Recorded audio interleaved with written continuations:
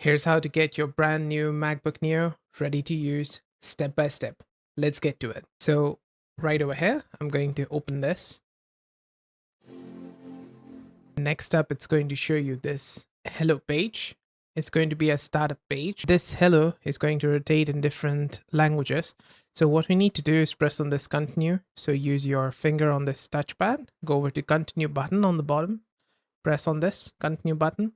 Now it's going to ask you to select your language. So you can choose between these. And if you want to scroll down, like if your language is not there, you can scroll down. So use your two fingers, scroll down, swipe up and down on the touchpad, swipe up, swipe down like this, and you can find your language. So I'm just going to select this first one and continue. Next up, it's going to ask you to select your country or region. Again, if you are not able to select your country here, it probably is hidden down, so you can use your two fingers, swipe up and swipe down in order to see the other countries here, and you can select it. I'm just going to select this first one again. Now you can just press on this continue button. And next up, it's going to ask you to transfer your data to this Mac. So this pop-up will appear. You can transfer from a different Mac, Time Machine, or startup disk, or from a Windows PC, or with iPhone or iPad. But if it's a new MacBook Neo, you are setting it up for the first time, you did not had any MacBook before, you can just press on this fourth option, set it up as new.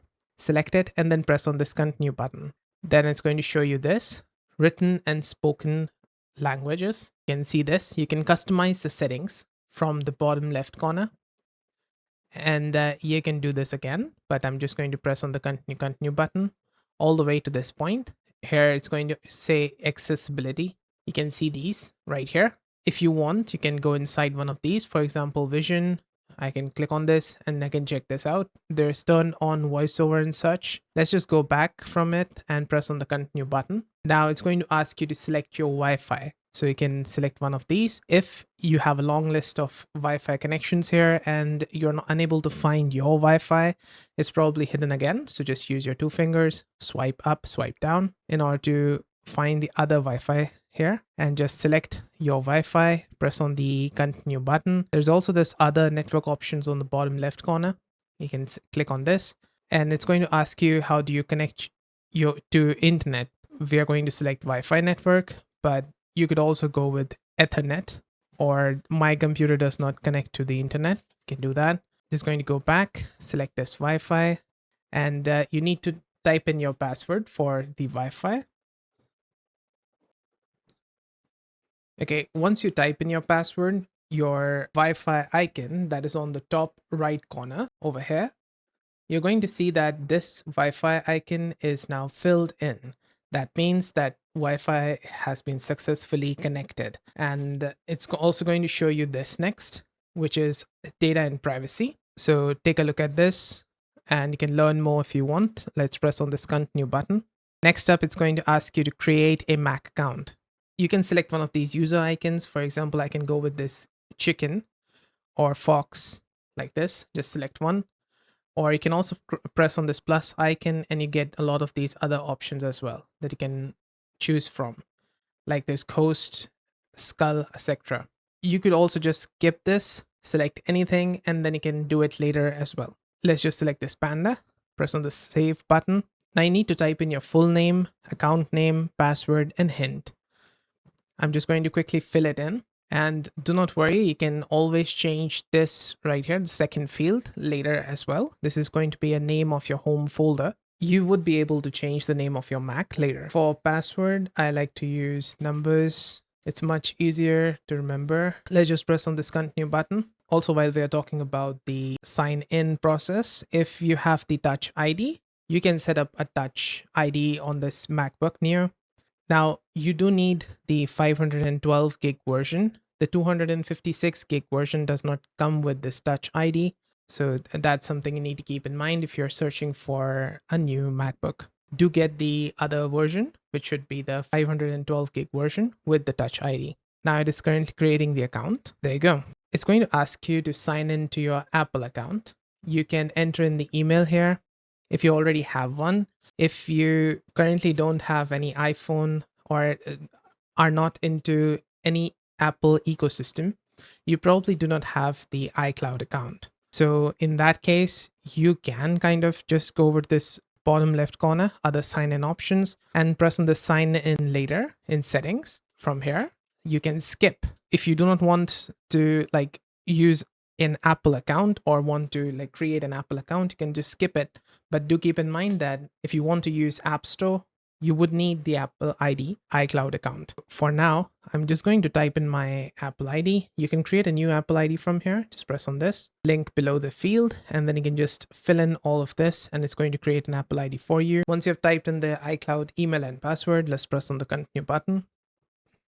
It may ask you for the phone verification, so you can do that. Then let's press on this I read and agree to macOS software licensing. Let's press on the agree button. Okay, now it's going to say this, your Mac settings. You can scroll down, check out all of this. You can also customize the settings from the bottom left. So you can press on this and enable location services if you want to do that.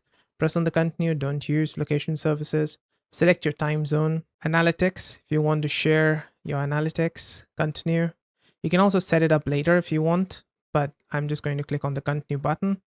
Continue for the Apple Intelligence as well. Choose notifications. Let's select all of this, summarize all notifications. Now it's going to ask you to set up Siri. Let's press on the continue button, speak to Siri, continue. Type to Siri, continue. Now it's going to ask you to say these things that appear on screen. Hey Siri, how's the weather? Hey Siri, send a message. Hey Siri, set a timer for 3 minutes. Hey Siri, get directions home. Hey Siri, play some music. Once you have done it, it's going to show you this pop-up where it says Siri is ready. Siri will recognize your voice whenever you say, hey Siri, okay? Let's press on the continue button. Improve Siri and dictation. You can share audio recordings, or I'm just going to say not now and press on the continue button again. Now, like I told you before, this current MacBook has a Touch ID. On the top right, you'll find the circle button. This is your Touch ID. If you have got the 512 gig version, you can set up your Touch ID with this. Press on the continue button and it's going to say place your finger. Lift and rest your finger on the Touch ID repeatedly. So I'm going to like use my finger over here, put it in the circle like this, and it's going to act up on screen. So just put and lift your finger like this and keep on doing it again and again like this. Keep doing it.